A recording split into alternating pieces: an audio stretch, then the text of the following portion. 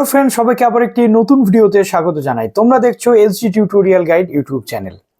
তো আজকে এই ভিডিওটা হতে চলেছে তাদের জন্য ইম্পর্ট্যান্ট যারা বর্তমানে 11 থেকে 12-এ উঠতে চলেছো বা 11-এর পরীক্ষা দিচ্ছ।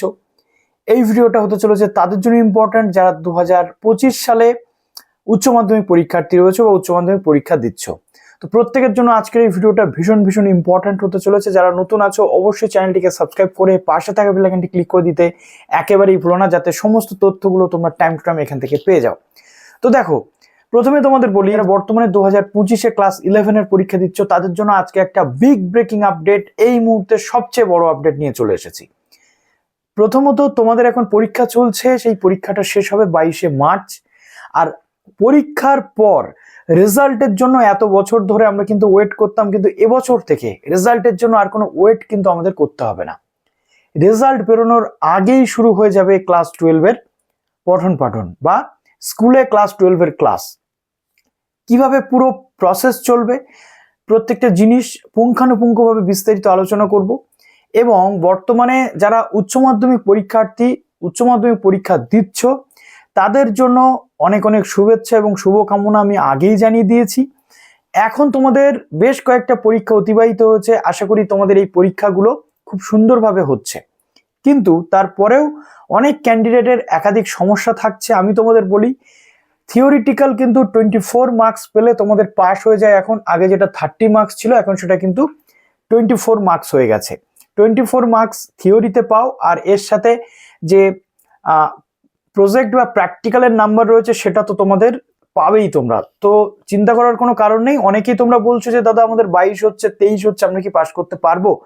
আমি তোমাদের বলে রাখি, 22 হোক বা 23 হোক, যাদের কাছাকাছি নাম্বার থাকে 1 নাম্বার বা হাফ নাম্বারের জন্য দেখা যাচ্ছে যে তারা পাস মার্কস পাচ্ছে না, তাদেরকে কিন্তু উচ্চ মাধ্যমিক শিক্ষা সংসদের নির্দেশিকা অনুযায়ী 1 থেকে 1.5 নাম্বার করে দিয়ে তাদের চেষ্টা করা হয় পাস করানোর। কারণ বর্তমান দিনে ফেল করাটাই হচ্ছে সবচেয়ে বেশি কষ্টের, পাস করার থেকেও ফেল করাটাই হচ্ছে সবচেয়ে বেশি কষ্টের।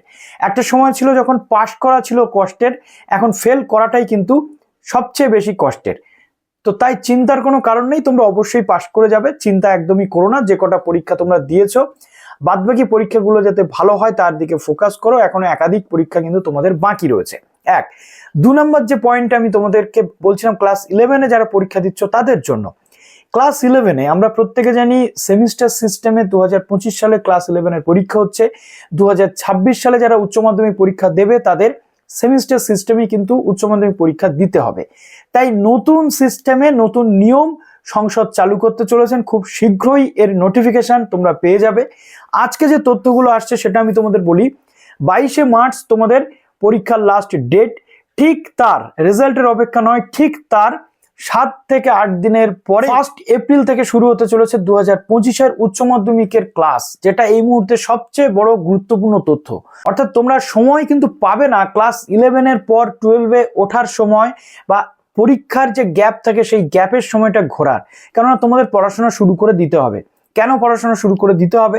তার প্রথম কারণ হচ্ছে একটা, যেটা সেমিস্টার সিস্টেমে নতুন তোমাদের উচ্চ মাধ্যমিক হতে চলেছে। আর সেমিস্টার সিস্টেমে যে সিলেবাস রয়েছে সেটা যাতে দ্রুত কমপ্লিট করা যায়, তাই সংসদের এই নতুন প্রসেস, নতুন সিস্টেম কিন্তু আসতে চলেছে। অতএব তোমাদেরকে আরো বেশি করে ডেডিকেটেড হতে হবে, বেশি করে পড়াশোনা করতে হবে, যাতে তোমরা সংসদের এই নতুন সিস্টেম অনুযায়ী নিজেদেরকে একটা সুন্দর জায়গাতে নিয়ে যেতে পারো।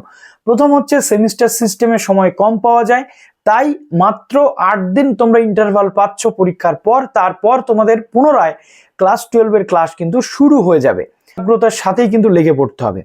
প্রথম কথা, সংসদের বক্তব্য যেগুলো উঠে এসেছে সেটা হচ্ছে যাতে ক্লাসে কোনো বিঘ্ন না ঘটে, যাতে তোমাদের প্রত্যেকটা ক্লাস অব্যাহত থাকে এবং দ্রুত যাতে সিলেবাস শেষ করে সেটাকে রিভিশন পর্বে নিয়ে যাওয়া যায়, তার জন্য সংসদের এই গুরুত্বপূর্ণ সিদ্ধান্ত।